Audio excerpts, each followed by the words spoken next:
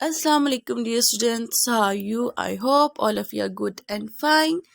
I am your English teacher, Miss Saveria, and I delivered my second online lecture to the 7th class. Now we prepare our board. Today the date is 11th September 2021 and the day is Saturday. And our today topic is subject, object and verb. आज हम subject, object and verb के बारे में पढ़ेंगे और देखेंगे कि हमें इनके बारे में न्यू नॉलेज कैसे मिलती है, क्योंकि हम क्लास में अक्सर इनको डिस्कस करते रहे और हमने पहले भी बहुत पढ़ा है, तो आज किसी नए तरीके से इसको पढ़ने की कोशिश करते हैं. Okay, so let's discuss about subject first. That what is subject. जब हम स्टूडेंट से पूछते हैं दैट व्हाट इज सब्जेक्ट, तो वो हमें ये डेफिनेशन देते हैं कि सब्जेक्ट वो होता है जो काम करता है. ठीक है, a person that do the work. तो ये परसेप्शन बिल्कुल ही गलत है, ये सब्जेक्ट की डेफिनेशन नहीं है. अगर मैं आपसे पूछूं that she is a girl, तो आप मुझे बताएंगे कि इसमें जो शी है वो सब्जेक्ट है, लेकिन वो क्या काम कर रही है. ठीक है, और अगर मैं आपसे ये पूछूं that it is a chair, जिसमें जो इट है वो सब्जेक्ट है, तो इट क्या काम कर रही है. ये परसेप्शन बिल्कुल गलत है. ठीक है, ये ऐसा सब्जेक्ट नहीं होता. So now we discuss about subject that what is real in subject. तो फिर सब्जेक्ट है क्या.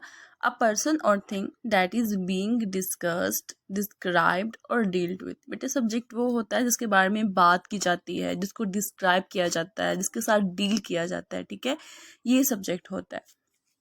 आई होप आपको समझ आ गई अब. Now we discuss about object at what is object. So object is a receiver of an action. Object क्या होता है, वो receiver of an action होता है जो कि verb से action को receive करता है. There are two types of object. Object की two types होती हैं. One is direct object, और जो direct object होते हैं बेटे वो किसी भी sentence में non living जो things होती हैं ना वो होती हैं, और indirect object जो living things होती हैं वो होती हैं. ठीक है, अब आगे हम बात कर लेते हैं डायरेक्ट ऑब्जेक्ट के बारे में. So that what is direct object. Direct object वो होते हैं जो वर्ड और phrase that receives the action of the verb, जो कि वर्ब से क्या करता है, एक्शन को रिसीव कर देता है. यहाँ एक एग्जांपल है that the students eat the cake. Here eat is a verb. Eat क्या है, ईट वर्ब है, और जो केक है वो ऑब्जेक्ट है. और मैंने आपको पहले ही बताया था डायरेक्ट ऑब्जेक्ट जो है वो नॉन लिविंग थिंग को डिस्क्राइब करते हैं, यानी नॉन लिविंग थिंग्स होती हैं. तो केक क्या है, यहाँ डायरेक्ट ऑब्जेक्ट है. Okay, I hope you understand it. Now we discuss about indirect object. That what is indirect object. Indirect object is the secondary receiver of the action in a sentence. ठीक है, जो action receive करता है sentence में, secondary जो receiver होता है उसको हम इनडायरेक्ट ऑब्जेक्ट कहते हैं. यहाँ एक एग्जांपल है that Aslam gave his friend a book. So here we know that Aslam is a subject because उसके बारे में डिस्कशन की जा रही है. गेव जो है वो वर्ब है बिकॉज वो एक एक्शन है, तो verb is an action word. ठीक है, और अब जो फ्रेंड है ना बेटा, वो फ्रेंड इसका इनडायरेक्ट ऑब्जेक्ट आ जाएगा, और बुक जो है वो डायरेक्ट ऑब्जेक्ट आ जाएगा.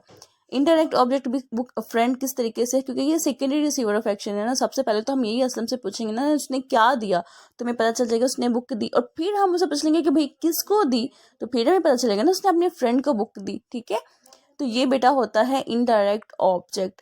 ठीक है, डायरेक्ट ऑब्जेक्ट में दोबारा से रिपीट करती हूँ, वो होता है जो नॉन लिविंग थिंग होती है, डायरेक्ट जो लिविंग थिंग होती है. Now we talk about verb. That what is verb? So a verb is a word that is used to describe an action, state or incidents. ठीक है, verb वाले अल्फाज होते हैं जो कि डिस्क्राइब करते हैं एक्शन को, स्टेट को और इंसिडेंट्स को. वर्ब की आगे भी बहुत सारी टाइप्स हैं, बट यहाँ हम सिर्फ वर्ब की डेफिनेशन के बारे में बात करेंगे. There are some examples of verb in order to make you more and more understand. So the first example is they bought a new car. So here bought is a verb. And the second example is the cat run across the road. So here run is also a verb. And the third example is she gave me a pen. So here gave is a verb. बाउट बेटे इसलिए verb है क्योंकि इसको describe कर रहा है action को. रन जो है वो भी एक्शन को डिस्क्राइब कर रहा है, and gave is also an action. ठीक है, so your diary is, you have to learn this and write it in your notebook. अपने subject, object and verb के बारे में लिखना भी और याद भी करना है. Now we discuss your message of the day. तो आपके message of the day ये है don't lose heart. कभी भी ना उम्मीद ना हो, कभी भी हिम्मत नहीं हारें. Keep trying until you achieve your goal. तब तक कोशिश करिए जब तक आपको आपकी मंजिल नहीं मिलती, और एक दिन आपको आपकी मंजिल जरूर मिलेगी. Okay? Okay, my dear students, it's time to say goodbye. Inshallah, we'll meet soon in our classroom. Till then, Allah Hafiz and take care and stay home.